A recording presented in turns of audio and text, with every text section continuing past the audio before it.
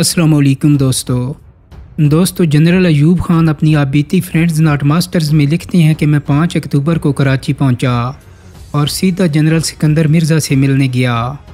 وہ لان میں بیٹھے ہوئے تھے۔ میں نے پوچھا کیا آپ نے اچھی طرح سوچ بچار کر لیا ہے سر؟ ہاں۔ میں نے پھر پوچھا کیا اس کے سوا کوئی اور چارہ نہیں؟ نہیں، اس کے سوا کوئی اور چارہ نہیں۔ میں نے سوچا کہ کتنی بدقسمتی کی بات ہے کہ حالات ایسے موڑ تک پہنچ گئے ہیں کہ یہ سخت قدم اٹھانا پڑ رہا ہے، لیکن اس سے کوئی مفر نہیں تھا۔ یہ ملک بچانے کی آخری کوشش تھی۔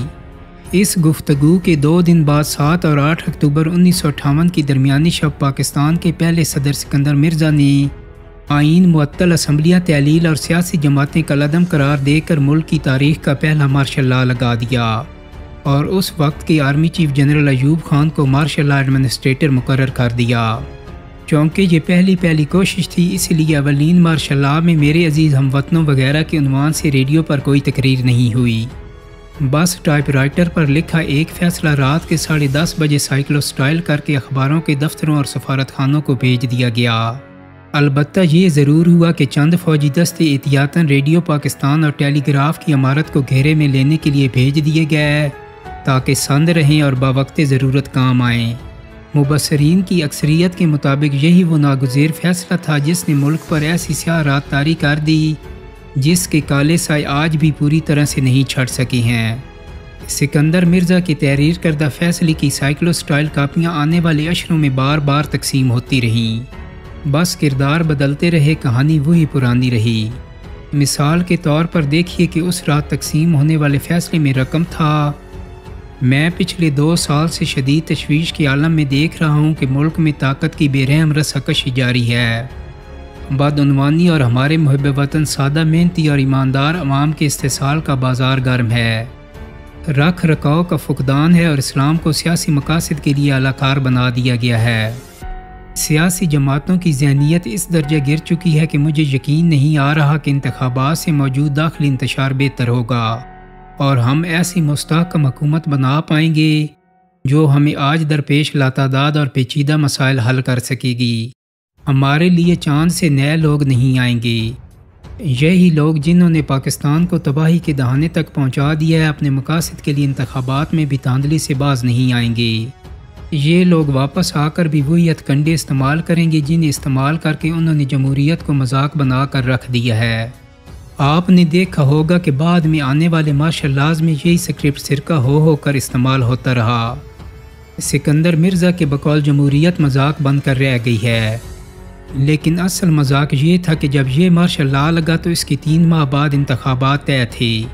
بظاہر ایسا لگ رہا تھا کہ اس وقت کے وزیراعظم ملک فیروز خان نون کا حکومتی اتحاد جیت جائے گا، اور یہ بھی نظر آ رہا تھا کہ شاید اس کے کمری نہیں بلکہ زمینی ارکان صدر سکندر مرزا کو دوبارہ صدر منتخب نہ کریں۔ چنانچہ صدر مملکت کو عافیت اسی میں دکھائی دی کہ جمہوریت ہی کو راکٹ میں بٹھا کر خلا میں روانہ کر دیں۔ اس کی تائید بیرونی ذرائع سے بھی ہوتی ہے۔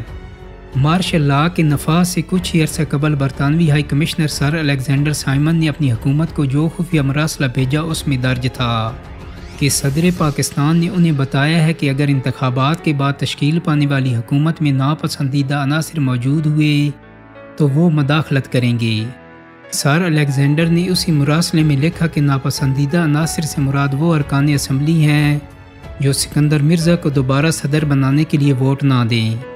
سکندر مرزا کو جمہوریت اور آئین کا کس قدر پاس تھا، اس کی ایک مثال ان کے سیکرٹری قدرت اللہ شہاب کی زبانی مل جاتی ہے۔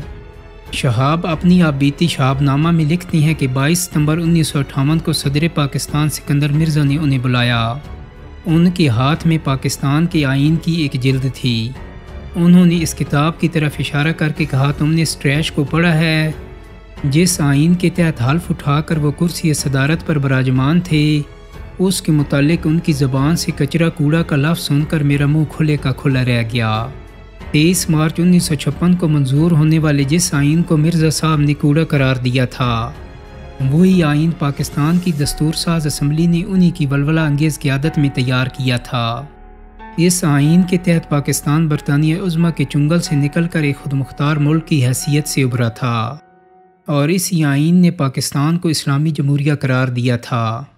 لیکن مسئلہ یہ تھا کہ اس آئین کے تحت صدر کا عہدہ وزیر اعظم سے برتر قرار دیا گیا تھا، اور اس میں 58(2) قسم کی کچھ ایسی شک ڈالی گئی تھی کہ صدر وزیر اعظم کو کسی بھی وقت گھر بھیج سکتے تھے۔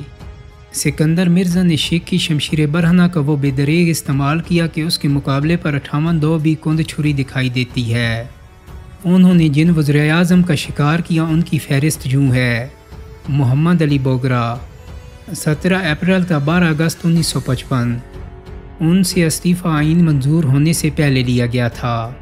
چودھری محمد علی 12 اگست 55 تا 12 ستمبر 56۔ حسین شہید سہروردی 12 اکتوبر 56 تا 17 ستمبر 57۔ آئی چندری گڑھ 17 اکتوبر 57 تا 16 دسمبر 57۔ ملک فیروز خان نون 16 دسمبر 57 تا 7 اکتوبر 58۔ پاکستانی وزیر اعظموں کی اس میوزیکل چیئر کے بارے میں ہندوستان کے وزیر اعظم جواہر لال نہرو سے منسوب یہ فقرہ اکثر دہرایا جاتا ہے کہ میں تو اتنی جلدی دھوتیاں بھی نہیں بدلتا جتنی جلدی پاکستانی وزیر اعظم بدل لیتے ہیں۔ قدرت اللہ شہاب لکھتے ہیں کہ سکندر مرزا کو گورنر جنرل بنے 3 روز ہوئے تھے کہ شام کے 5 بجے مجھے گھر پر مسٹر سہروردی نے ٹیلی فون کر کے پوچھا، پرائم منسٹر کے طور پر میرا حلف لینے کے لیے کون سی تاریخ مقرر ہوئی ہے؟ یہ سوال سن کر مجھے بڑا تعجب ہوا کیونکہ مجھے اس کے متعلق کچھ بھی معلوم نہیں تھا۔ یہی بات میں نے انہیں بتائی تو مسٹر سہروردی غصے سے بولے، تم کس طرح کے نکمے سیکرٹری ہو؟ فیصلہ ہو چکا ہے، اب صرف تفصیلات کا انتظار ہے۔ فوراً گورنر جنرل کے پاس جاؤ اور حلف لینے کی تاریخ اور وقت معلوم کر کے مجھے خبر دو، میں انتظار کروں گا۔ مجبوراً میں سکندر مرزا کے پاس گیا۔ وہ اپنے چند دوستوں کے ساتھ برج کھیل رہے تھے۔ موقع پا کر میں انہیں کمرے سے باہر لے گیا اور انہیں مسٹر سہروردی والی بات بتائی۔ یہ سن کر وہ خوب ہنسے اور اندر جا کر اپنے دوستوں سے بولے، سہروردی وزیر اعظم کا حلف لینے کا وقت پوچھ رہا ہے۔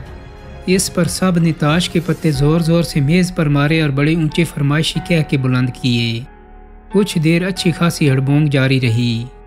اس کے بعد گورنر جنرل نے مجھ سے کہا کہ میری طرف سے تمہیں اجازت ہے کہ تم سہروردی کو بتا دو کہ حلف برداری کی تقریب پرسوں منعقد ہوگی اور چودھری محمد علی وزیر اعظم کا حلف اٹھائیں گے۔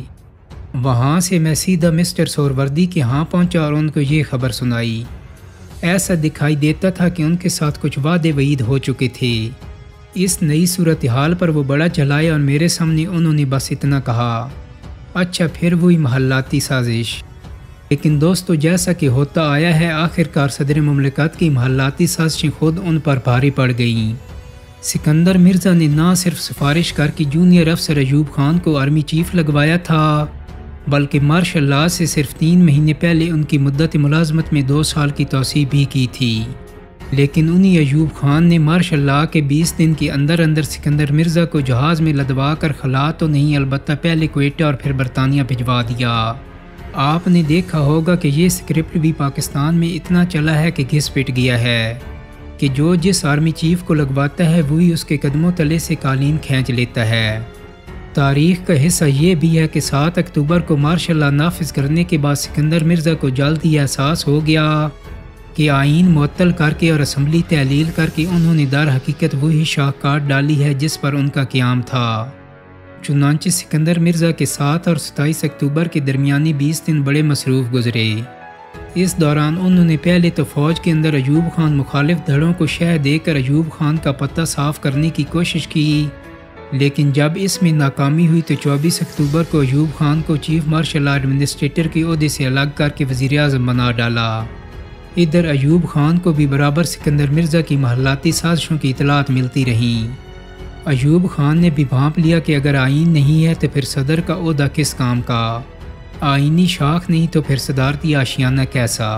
27 اکتوبر کی رات جنرل برقی، جنرل اعظم اور جنرل خالد شیخ سکندر مرزا کے گھر پہنچ گئے۔ ملازموں نے بہت کہا کہ صاحب اس وقت آرام کر رہی ہیں، لیکن جرنیل اتنی آسانی سے کہاں ٹلتے ہیں۔ انہوں نے سلیپنگ گاؤن ہی میں صدر سے پہلے سے ٹائپ شدہ استعفیٰ پر دستخط لے لیے اور کہا کہ اپنا سامان اٹھا لیں، آپ کو ابھی اسی وقت دیوان صدر سے نکلنا ہوگا۔